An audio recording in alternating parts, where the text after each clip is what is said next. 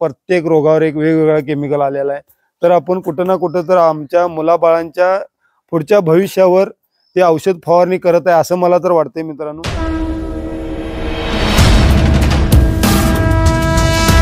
नमस्कार मित्रांनो, ज्ञान माध्यम यूट्यूब चॅनलवरती तुमचं सर्वांचं पुन्हा एकदा मनापासून स्वागत आहे।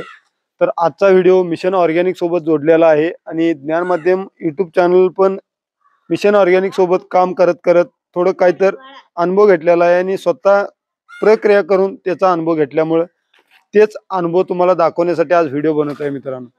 तर आजच्या व्हिडिओमध्ये फार काय तुम्हाला जास्त सांगणार नाही आहे, तर एक दोन आपण फळझाड आणि प्रोलिंग पद्धतीच्या दोन व्हिडिओ बनवलेत मिशन ऑर्गॅनिक बद्दल। तर त्या प्रोलिंगच्या विषया अनुसरून आपण इथे एक झाड लावलेलं आहे आणि त्या झाडाला प्रोलिंगच्या पद्धतीने आपण यावर्षी तयार केलेला आहे।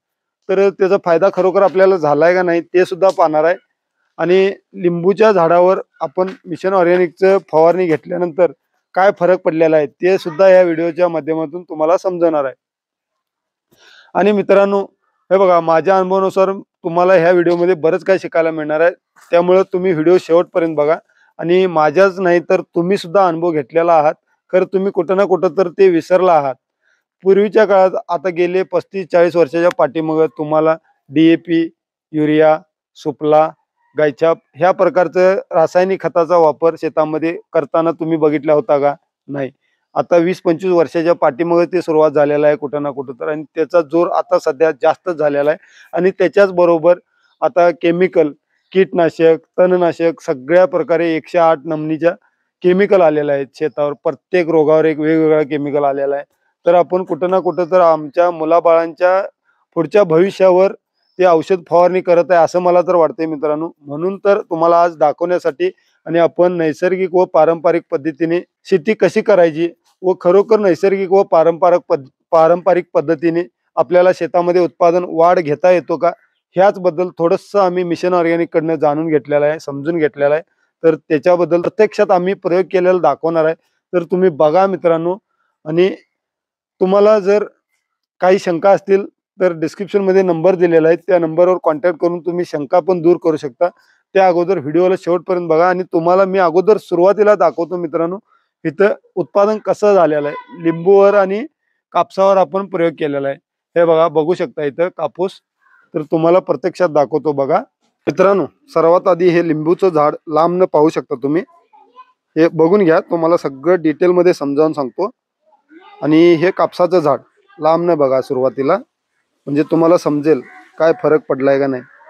आणि हे बघा, हे कापसाच्या झाडाला हे बघा किती कोंब सुटायला आल्यात बघू शकता तुम्ही, हे बघा। तर हे बघा सगळीकडे बघा, व्हिडिओ कुठं कट एडिट करून वगैरे जोडलेला दाखवणार नाही आहे, तुम्हाला ओरिजिनल व्हिडिओ दाखवणार आहे। तर व्यवस्थित बघून घ्या। आणि इकडे बघा, हे बघा इथं आता हे 8 दिवसामध्ये 2 आणि 3 कापूस फुटतील त्याच्यामधनं, आणि इकडे फुल नवीन सुटायला तयार झालेला आहे। तर हे झाड मित्रांनो 1.5 वर्षाचं झाड आहे। किती? 1.5 वर्षाचं झाड आहे। आपण गेल्या वर्षी लागवड केलेलं, आणि गेल्या वर्षी लागवड केलेलं झाड तसंच ठेवलेलं, आणि उन्हाळ्यामध्ये फक्त ह्याला 3 पाणी दिले आपण। आणि मिशन ऑर्गॅनिकचं भूसुधारक आणि अन्नपूर्णा फक्त एकदा फवारणी केली, जमिनीमध्ये भूसुधारक एकदा दिलेला आहे आणि अन्नपूर्णा एकदा फवारणी केलेला आहे। ह्या वर्षी ह्याच्यावर फवारणी काहीच केलेलं नाही, म्हणजे आपण गेल्या वर्षी जे फवारणी केलं होतं। आणि दरवर्षी मी हे बघा परड्यामध्ये तणनाशकचा वापर करत होतो। आता गेले 2 वर्षे मिशन ऑर्गॅनिक बरोबर काम करत आहे मी, त्यामुळे मी तणनाशक वगैरे असं रासायनिक खतांचा, पेस्टिसाइड खतांचा वापर पूर्णतः बंद केलेला आहे। हे बघा असं मुळासकट उसपून टाकतो। आणि इथं बघा हे कापसाचं फूल कसं सुटलेलं आहे, आणि कापसाचं झाड तुम्ही बघू शकता मित्रांनो किती छान असं फुललेलं आहे, आणि किती हे लागत आहेत बघा त्याला, कापसाच्या ब्या लागत आहेत बघा किती। तर मित्रांनो हे तुम्ही झाड बघून अंदाजा लावू शकता। ह्याला मी फक्त गेल्या वर्षी एकदा भूसुधारक जमिनीमध्ये दिलेला आहे आणि अन्नपूर्णा एकदा फवारणी केलेला आहे, त्याच्यानंतर ह्याच्यावर काही केलेलं नाही। झाड इथनं बुडक्यातनं कट केला होता 2 फांदी सोडून, हे बघू शकता इथं, इथे एक आणि इथं झाड मी तिथनं कट केला होता, प्रोलिंग करून तसंच सोडला होता. तर उन्हाळ्यात 3दा पाणी ह्या लिंबूच्या झाडाला आणि पेरूच्या झाडाला टाकताना पाणी घातलेलं आहे त्याला. तर हे कापसाचं झाड झालं मित्रांनो प्रोलिंगचं. तुम्ही मागे जाऊन आमचे प्रोलिंग बद्दल व्हिडिओ, फुल इन्फॉर्मेशनचे व्हिडिओ आहेत, जाऊन बघू शकता. आणि हे झाड बघून तुम्ही अंदाजा लावू शकता कापसाचं. तिथं वरती एक फुल दिसत आहे ते पण बघा. आता जाऊया आपण लिंबूकडे. तर मित्रांनो तुम्ही भरपूर लिंबूची झाडं बघितला असणार. 3 वर्षापेक्षा जास्त लिंबूच्या झाडाला फळ लागण्यासाठी वेळ लागतो, कालावधी लागतो. तर हे तुम्ही लिंबूचं झाड बघत आहात, हे फक्त 2.5 वर्षामध्ये झाड फुललेलं आहे आणि फळधारणा चालू झालेला आहे. म्हणजे आता एक येत आपण घेतलेला आहे लिंबू, आता दुसरा येत आहे. एक येताला जास्त लिंबू भेटले नाहीत, 50-60 बरे लिंबू भेटलेत. तर आता जे येताला तुम्ही लिंबू ह्याचं मोजू शकता, बघू शकता मित्रांनो. लिंबू बघा कसं सुटल्यात बघा. तर ह्याला सुद्धा एकदा अन्नपूर्णाचं फवारणी झालेला आहे, सॉरी ह्याला 2 वेळा अन्नपूर्णाचं फवारणी झालेला आहे मित्रांनो.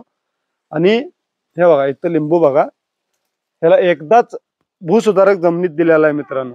आणि हे भूसुधारक आपण मिशन ऑर्गॅनिकचं दिलेलं नाही, तर आम्ही भूसुधारक मध्ये जे काय मिशन ऑर्गॅनिक प्रोडक्ट्स यूज करतात ते सर्व वापरले. आणि त्यांचं जे मेन कंटेंट आहे ते आपण वापरलं नाही. म्हणजे आपण ह्याला कल्चर म्हणू शकतो, कल्चर तयार करून आपण या लिंबूच्या झाडाला सोडलेला आहे. तर तुम्ही बघू शकता लिंबू किती लागल्यात. तर आपण इथं नजर लागू नये म्हणून चप्पल बांधलेला आहे, कारण की लिंबू भरपूर लागत आहेत, त्यामुळे नजर लागू नये म्हणून चप्पल सुद्धा बांधलेला आहे. हे बघा सगळीकडे लिंबू असं लागलेत मित्रांनो.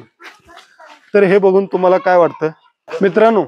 तुम्हाला हे आता लिंबूचं झाड आणि हे कापसाचं झाड बघून समजलंच असेल की आपण बिना खताचं पेस्टिसाइड, रोगराईचं वापर न करता, म्हणजे रासायनिक केमिकलचा वापर न करता उत्पन्न चांगला घेऊ शकतो. हे माझ्या अनुभवानुसार आलेलं आहे. आणि मित्रांनो आपण मिशन ऑर्गॅनिकचं प्रोडक्ट भातावर, ऊसावर, फळपीक आणि पालेभाज्यावर सुद्धा वापर केलेला आहे. त्याच्यामध्ये आपल्याला भातावर मिशन ऑर्गॅनिकचं भूसुधारक जास्त काम केलेलं दिसून आलेलं नाही. खरं ऊस, फळपीक, पालेभाज्या आणि इतर कुठल्याही पिकावर त्यांचं एवढं परिणाम खरोखर एवढं चांगलं आहे ना, 1 नंबर परिणाम दिसून आलेला आहे मित्रांनो. आणि आजपर्यंत आपण त्यांच्याबरोबर जोडून राहिलोय आणि त्यांच्याबरोबर जोडून व्हिडिओ बनवतोय. त्याला कारण एकच आहे मित्रांनो, आम्ही मिशन ऑर्गॅनिक कडनं कुठलाही व्हिडिओ प्रमोशन किंवा व्हिडिओ त्यांचं रेकॉर्डिंग करून व्हिडिओ दाखवण्यासाठी पैसे वगैरे पे करत नाही. म्हणजे फ्री ऑफ कॉस्ट आहे मिशन ऑर्गॅनिकचा. आम्ही जे व्हिडिओ तुम्हाला दाखवतोय ते सगळे फ्री ऑफ कॉस्ट आहेत, कारण की मिशन ऑर्गॅनिक एक चांगलं काम करत आहे. म्हणून आपण मिशन ऑर्गॅनिक बरोबर जोडून सदृढ व सशक्त भारत बनवण्यास आम्ही सुद्धा थोडंसं हातभार लावत आहे मित्रांनो. तुम्ही मिशन ऑर्गॅनिकचं प्रोडक्ट एकदा वापरा आणि एकदा एका पिकावर वापरून तुम्ही त्याचा अनुभव घ्या.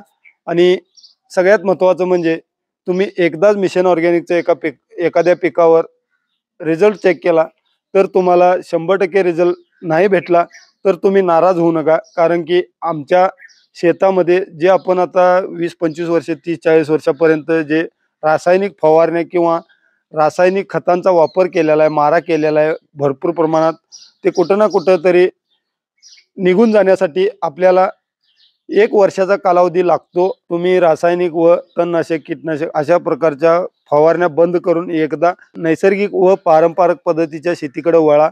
आणि आपल्या शेतामध्ये जे आपण 20-25 वर्ष, 30 वर्षापर्यंत जे काय रासायनिक फवारण्या किंवा रासायनिक खतांचा मारा केलेला आहे, वापर केलेला आहे शेतामध्ये, त्याचा परिणाम जास्त झालेला आहे. आणि आपल्या मातीला रासायनिक खताचं सवय झालेला आहे.